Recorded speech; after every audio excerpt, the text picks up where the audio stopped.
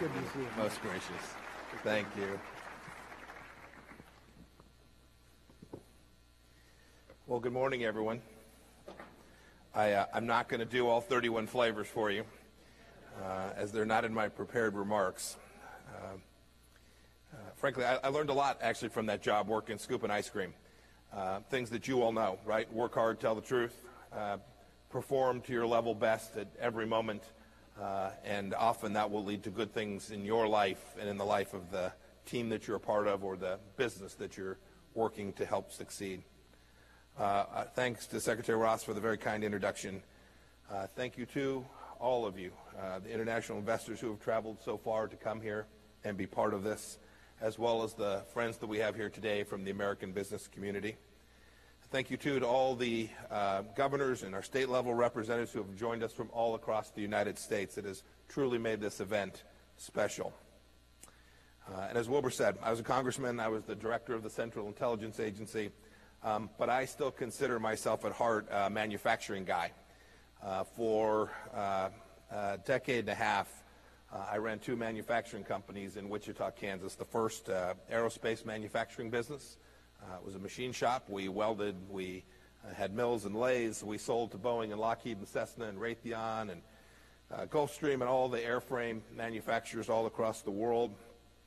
Grew that business to over a $100 million a year company. And then I was hired to run a company that was similar, but serving the oil patch, where our customers were companies like Halliburton and Schlumberger and some of the big oil field producers. Every minute of the time that I was in business, my companies benefited from international cooperation. We benefited directly from foreign direct investment that supports jobs like we had in Wichita, Kansas, that now total over 7 million here in the United States. It's good for America. It's good for American workers.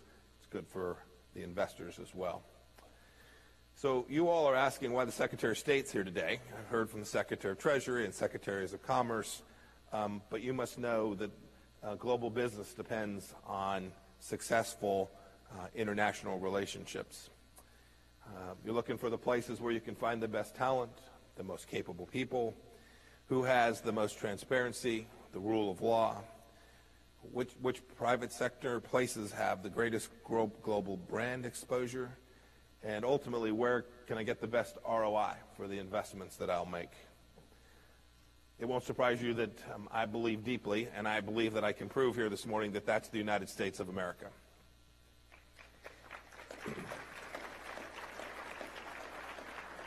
Not only is it our country, but this is the perfect time. It's the perfect time to come here as an investor and bring your business and your people here. First, we have an enormous number of advantages. I saw this firsthand when I ran two small businesses. We have an incredible culture of entrepreneurship and innovation. We have the world's largest market for goods and services.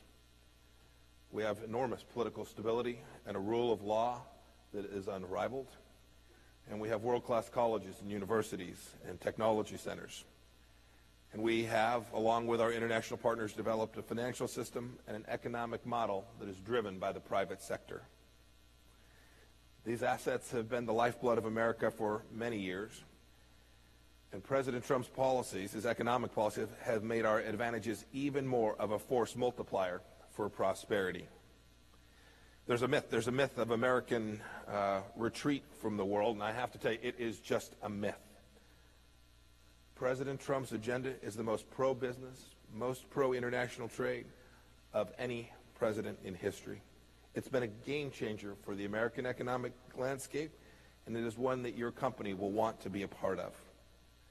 We can see the benefits in lower personal and corporate tax rates, the enormous number of reduced regulations, one of the things that when I was a small business owner was most difficult for us to compete with when U.S. economic regulations burdened us. Our embrace of domestic energy production that I know Secretary Perry has spoken to, and clear support from an administration that is truly open for business. As Larry Kudlow said earlier this month, the war against business is over here in America.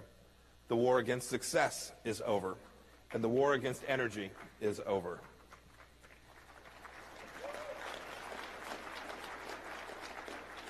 confident employers ready to pay well, the lowest unemployment rates against all demographics.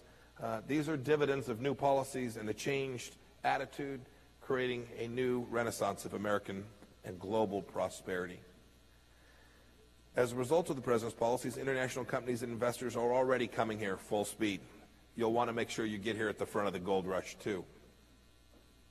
A company, for example, called Haribo of America, a subsidiary of the German candy company, is building one of its largest facilities in the confectionery industry, and its very first U.S. manufacturing plant in Pleasant Prairie, Wisconsin. It's a $242 million project to create roughly 400 new jobs here in the United States.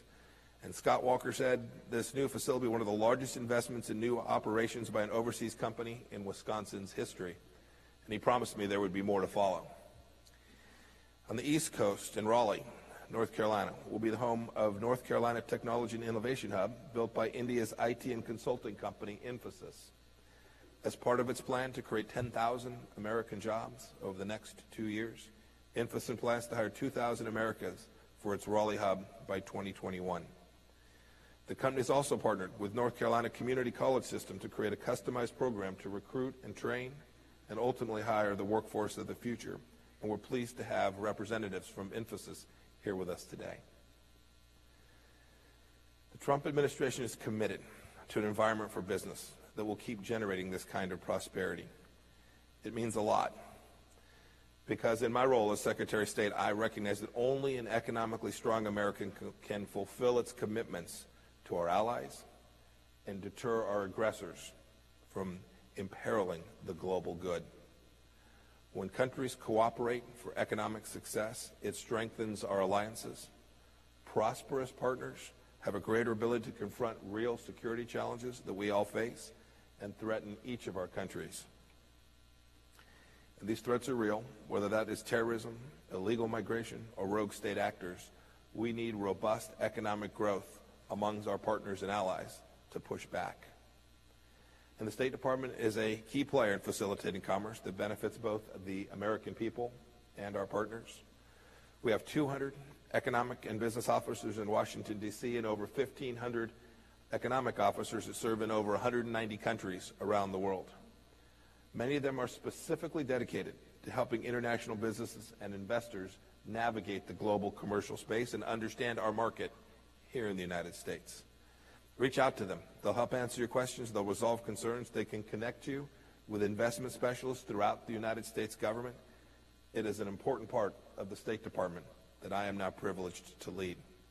And I'm also delighted. I know we have a number of our chiefs of mission, our senior ambassadors and chargés here with us. I encourage you all to reach out to them in your country. They know that a priority for the United States is helping commerce both here in America and in the countries in which they serve. We work hand in hand in these places with our foreign commercial service partners. They're in 75 countries themselves. This large presence and close coordination reflects the U.S. government's unified view and dedication to growing prosperity all around the world. These advocacy efforts are extended to foreign companies as you require them, and they're based on tenders that are made here in the United States. And to the American business community, I want to add this. Our diplomats are ready to help you too. If you travel on international business, please use our embassies. Come on by and say hello. Our doors are open. We can provide insights on market conditions and help you navigate regulatory environments in every nation in the world. I want to emphasize one more thing that I think is very important for you to know. U.S. economic leadership is built on principles of fairness and a level playing field. And the State Department has its mission to achieve this goal. We will fight to protect the interests of U.S. intellectual property right holders all around the world. And you can have confidence that we will work to protect your innovation from theft, from copyright violations, or from other misuse. As I close today, I'm confident in telling you that the United States is indeed the best destination in the entire world for entrepreneurship and innovation. And to our international investors, we welcome you. We hope that you'll find good investment opportunities. I saw the bars were full last night in downtown. I was passing by. Let us know how we can help you. Enjoy your time here in the United States. Bring your investment dollars. We welcome you. I want to echo the sentiments of my cabinet colleagues, Secretary Costa, Secretary Mnuchin, Secretary Perry, and Secretary Ross. They all feel the same way. We want to make sure that America is the place for your investments to succeed. Thank you, and God bless you, and hope you have a great stay here in the United States. Thank you all.